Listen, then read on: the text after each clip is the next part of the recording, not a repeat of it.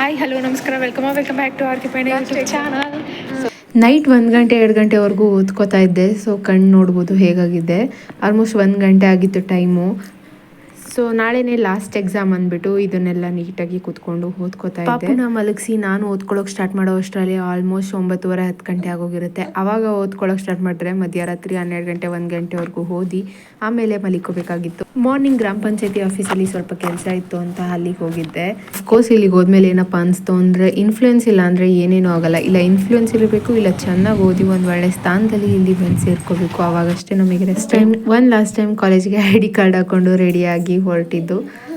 I wish ಇದೇ last ಆಗಲಿ ಅಂತ. ಬಿಕಾಸ್ ಮತ್ತೆ ಬ್ಯಾಕ್ಲಾಗ್ಸ್ ಅದೆಲ್ಲ ಅನುಭವಿಸೋಕ್ಕೆ ತುಂಬ ಕಷ್ಟ. ಇದೇ ಲಾಸ್ಟಾಗಿ ಹೋಗಲಿ. ಬಾಯ್.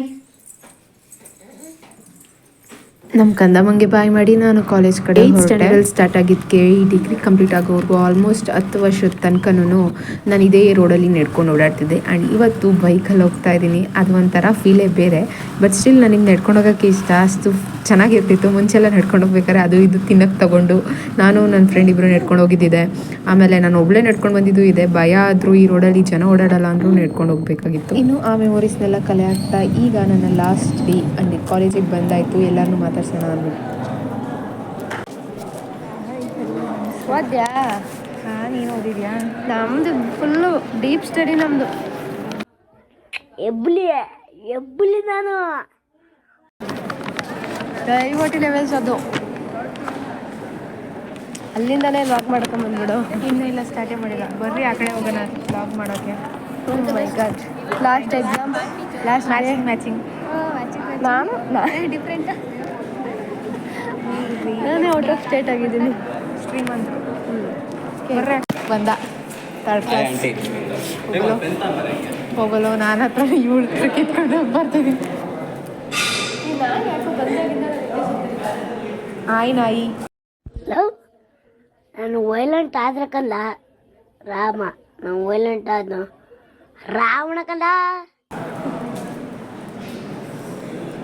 ಗಾಯ್ಸ್ ಲಾಸ್ಟ್ ಒಂದ್ಸತಿ ಎಲ್ಲ ನೋಡ್ಕೊಂಬಂದ್ಬಿಡೋಣ ಅಂತ. ಮತ್ತೆ ಈ ಕಡೆ ತಲೆ ಹಾಕಿ ಮಲಗಬಾರ್ದು ಅಂತ ಅನ್ಕೊಂಡಿದ್ದೀನಿ. ನೋಡ್ಬೇಕು ಇನ್ನು ಏನೇನು ಆಗುತ್ತೋ. ಅಲ್ಲ ಕಣವ, ಅದೆಲ್ಲ ಬಿಡು. ಬ್ಯಾಕ್ಲಾಗ್ ಒಂದು ಆಗ್ದಲೇ ಇದ್ರೆ ಸಾಕು. ಸೊ ನಾವು ಕಾಲೇಜಿಗೆ ಜಾಯ್ನ್ ಆದಾಗ ಇದೆಲ್ಲ ಇರಲಿಲ್ಲ. ಈ ಬಸ್ ಅಂತೂ ಮೊದಲೇ ಇರಲಿಲ್ಲ. ಇವಾಗ ಬಸ್ಸು ಯಾಕೆ ಇರಲಿಲ್ಲ ಅಂದರೆ ಸಿದ್ಧಾರ್ಥದಿಂದ ಅಥವಾ HMS ಇಂದ ಸಿದ್ಧಾರ್ಥಗೆ ಆಗ್ಬಿಡೈತೆ. ಆದರೆ ಈ ಬಸ್ ಇರಲಿಲ್ಲ. ಇಷ್ಟು ಚೆನ್ನಾಗೈತೆ ಆ ಬಸ್. ನಾನು ಹತ್ಕೋತಿದ್ದೀನಿ. ಫಸ್ಟ್ ಇಯರಲ್ಲಿ ನಾವೆಲ್ಲ ಬಸ್ಸಲ್ಲೇ ಕುತ್ಕೋತಾ ಇದ್ದಿದ್ದು. ನೋಡ್ಕೊಂಬಿಡು. ಲಾಸ್ಟ್ ಬಂದರೂ ಇರೋಕ್ಕಿಲ್ಲ ನೀನು. ಮೆಮೊರೀಸ್ ಬಂದರೂ ಇರೋಕ್ಕಿಲ್ವ? ಯಾಕಿರಲ್ಲ? ಎಲ್ಲಿ ಇರ್ತೀವಿ? ಬರ್ತೀನಿ, ನಿನ್ನ ಕೆಲಸ ಮುಗಿಸ್ಕೊಂಡು 5 ನಿಮಿಷಕ್ಕೆ ಆಯ್ತು. ಹಂಗೆ. Last exam. ಆರ್ ಟಿಕೆಟ್ ನೋಡಿ ಗಾಯ್ಸ್. ಇನ್ನು ಇದೊಂದು ಸಬ್ಜೆಕ್ಟ್ ಬಾಕಿ ಇದೆ. ಇನ್ನೆಲ್ಲ ಮುಗೀತು. ಯಾವುದೋ ಬ್ಯಾಕ್ಲಾಗ್ಸ್ ಇಲ್ದಂಗೆ ಫೈನಲಿ ಆಗಿಬಿಟ್ರೆ ಸಾಕಪ್ಪ. ಅಲ್ಲ, ಗ್ರ್ಯಾಜುಯೇಷನ್ ಆಗ್ತಾ ಇದೀವಿ ವಿತ್ 0 ನಾಲೆಡ್ಜ್ ಆ್ಯಂಡ್ 0. ಸೊ ಇದೆಲ್ಲ ಸರಿ ಹೋಯ್ತು. ಆ್ಯಂಡ್ ಆಲ್ಸೋ ಇನ್ನು ಹೇಳು ಬೇರೆ ಏನಾದರೂ. ಇನ್ನೇನಿಲ್ಲ, ನಾಟಕ ಒಂದು ರೌಂಡ್ ಕಾಲೇಜ್ನ ನೋಡ್ಕೊಂಡು ಹೋಗೋಣ ಅಂತ ಬರ್ತಾ ಇದ್ದೀವಿ. ಹಾಯ್ ಗೈಸ್, ಹಲೋ ಗೈಸ್, ನಮಸ್ಕಾರ. ಏನು ಓದಿ ತಲೆ ಕೆಟ್ಟೋಗೋಣ ನನಗೆ. ನಮ್ಮ ಫಸ್ಟ್ ಇಯರ್ ಬ್ಲಾಗ್ ತೋರಿಸ್ತಿದ್ದೀನಿ. ಇದು ನಮ್ಮ ಫಸ್ಟ್ ಇಯರಲ್ಲಿ ವ್ಲಾಗ್ ಮಾಡ್ತಾ ಇದ್ದಾಗ ನೋಡಿರ್ತೀರ ಅನ್ಕೋತೀನಿ. ಮೆಕ್ಯಾನಿಕಲ್ ಇಂಜಿನಿಯರಿಂಗ್ ಅಲ್ಲ ಅಂದರೆ ನಮ್ಮನ್ನು ಈ ಬ್ಲಾಕಿಗೆ ಹಾಕ್ಕೊಂಡಿಸಿದ್ರು ಅಷ್ಟೇ ಫಸ್ಟ್ ಇಯರಲ್ಲಿ. ಆ್ಯಂಡ್ ಇದು ನಂದಿನಿ ಪಾರ್ಲರು. ಮುಂಚೆ ಇರಲಿಲ್ಲ, ಇವಾಗ ಐತೆ. ಈಗ ಇವಳು ಕರ್ಕೊಂಡೋಗಲ್ಲಿ ಟ್ರೀಟ್ ಕೊಡಿಸ್ತಾಳೆ. ಸಾರಿ ಗೈಸ್, ನನ್ನ ಹತ್ರ ದುಡ್ಡಿಲ್ಲ ಗೈಸ್. ಬಡವರು ಗೈಸ್ ನಾವು. ನಮ್ಮ ಹತ್ರ ಪ್ರಿಂಟಿಂಗ್ ಮಿಷಿನ್ ಇದೆಯಾ? ಮೀನಾಕ್ಷಿ ಎಂಥ ಮಕ್ಳಿಗೆ ಜನ್ಮ ಕೊಟ್ಟೆ. ಅವಳು ಬಡೂರ ಯಪ್ಪ. ನೋಡು ಅವಳ ಮೇಲೆ ₹1 ಕಾಸಿಲ್ಲ ನೋಡಿ ಗೈಸ್. ಕಿವಿ ಓಲೆ ಬಿಚ್ಕೊಡ್ಬೋದು. ಆ ಓಲೆ ಡೂಪ್ಲಿಕೇಟ್. ಸುಳ್ಳು ಹೇಳ್ಬಾರ್ದು ಗೈಸ್, ನಿಜ ಗೈಸ್. 100ಕ್ಕೆ 100% ನಿಜ. ನಾನು ಅಂದ್ಕೊಂಡಲ್ಲೇ ಇರೋದು ಒಂದು ನಡೆದಿರೋದೇನೆಂದರೆ ಈ ಜಾಗದಲ್ಲಿ ಕೆಫೆ ಅನ್ನೋದು ಬರುತ್ತೆ ಅಂತ ನಾವು ಕನಸಲ್ಲ ಅಂದ್ಕೊಂಡಿರಲಿಲ್ಲ. ಬಟ್ ಬಂದಿದೆ. ಬಾ ಒಂದು ಫೋಟೋ ತೆಕ್ಕೊಳ್ಳೋಣ ಅಲ್ಲಿ. Hi guys final exam final day. Actually ನಾನೇನೇನೋ ಪ್ಲ್ಯಾನ್ ಹಾಕೊಂಡಿದ್ದೆ, ಲಾಸ್ಟಿಗೆ ಎಲ್ಲರನ್ನೂ ಕರೀತಾರೆ ಫೋಟೋ ತೆಗಿತಾರೆ ಅಂದರೆ ನಾನು ಇಷ್ಟು ಚೆನ್ನಾಗಿ ಎಲ್ಲ ರೆಡಿಯಾಗಿ ಬಂದಿದ್ದೆ. ಬಟ್ ಏನೂ ಮೆಸೇಜ್ ಹಾಕಲಿಲ್ಲ, ಇನ್ನೂ ಏನೂ ಕರೆದು ಇಲ್ಲ. ಬಟ್ ಇಟ್ಸ್ ಓಕೆ, ನಾವೇ ಫೋಟೋ ತೆಕ್ಕೊಂಡು ಹೋಗ್ಬಿಡೋಣ ಅಷ್ಟೇ. ಈ 4 ವರ್ಷದಲ್ಲಿ ಫಸ್ಟಿಂದ ಇಲ್ಲಿವರೆಗೂ ಎಷ್ಟೊಂದು ಜನ ಫ್ರೆಂಡ್ಸ್ ಆದರೂ ಯಾರೂ ಉಳ್ಕೊಂಡಿಲ್ಲ. ನಾನು ಬಂದಿದ್ದೀನಿ. ಇವ್ರು ಸೆಕೆಂಡ್ ಇಯರಲ್ಲಿ ಬಂದಿದ್ದು, ಸೆಕೆಂಡ್ ಇಯರಲ್ಲಿ ಫ್ರೆಂಡ್ ಅಂದು ಮಧ್ಯೆ ತುಂಬ ಬ್ರೇಕಪ್ಸ್ ಆಯಿತು. ಏನು ಮಾಡಲಿ ಗೈಸ್, ಬ್ರೇಕಪ್ ಪ್ಯಾಚಪ್ ಫೈನಲಿ ಒಬ್ಳು ಉಳ್ಕೊಂಡವಳೆ, ಇನ್ನೊಬ್ಳು ಅಲ್ಲವಳೆ ಪಾಪ ಕರ್ಕೊಂಬಂದಿಲ್ಲ ಫೋಟೋ ತೆಗಿಯೋಕ್ಕೆ. ಉರ್ಕೊಂಬಿಡ ಆಮೇಲೆ ಬ್ಲಾಗ್ ನೋಡಿ. ನನಗೆ ಎಷ್ಟು ಚೀಪ್ ಅನಿಸ್ಬಿಡ್ತು ಅಂದ್ರೆ ನಿಮ್ಮ ಆಮೇಲೆ ಇನ್ನೇನು ಮತ್ತೆ ಸಿಗುವ ಗ್ರಾಜುಯೇಷನ್ ಅಷ್ಟೇ.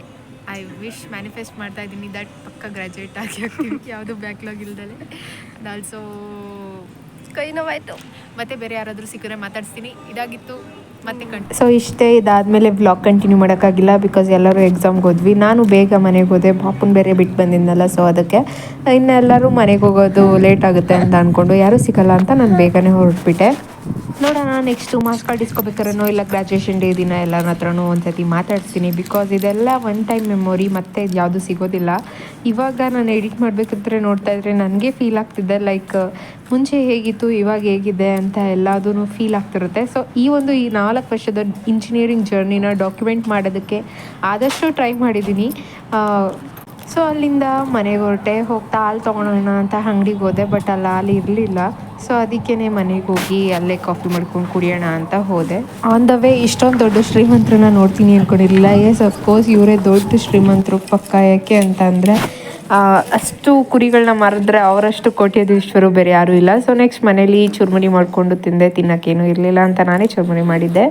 ಇವರು ತಟ್ಟೆ ಹಿಡ್ಕೊಂಡು ಕಾಯ್ತವ್ರೆ ನಂಗೆ ಯಾವಾಗ ಊಟಕ್ಕೆ ಇಕ್ತಾರೆ ಅಂತ. ಅವ್ರು ಇನ್ನೂ ಅಡುಗೆ ಮಾಡ್ತಾನೆ ಅವರೇ.